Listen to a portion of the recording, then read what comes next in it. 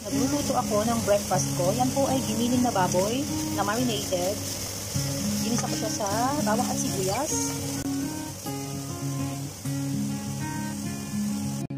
And then, ilalagay natin itong slice na kamatis.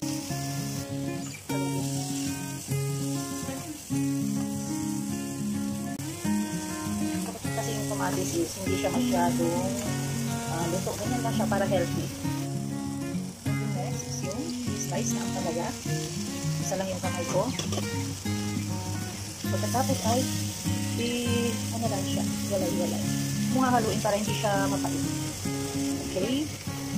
Pagkatapos ay takpan. After 5 minutes, check natin kung luto na yung ampalaya. Buksan natin. Ayan. So, luto na yung ampalaya. Masyadong overcook kasi hindi na siya healthy pag overcook. Okay lang yung kahit ma-overcook, huwag lang yung gulay.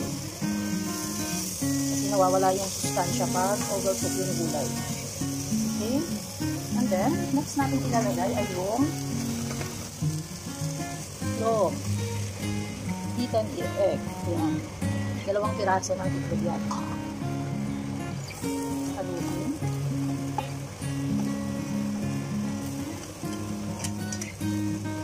Good for 5 person na to, guys. Kulang na ito ng 5 tao.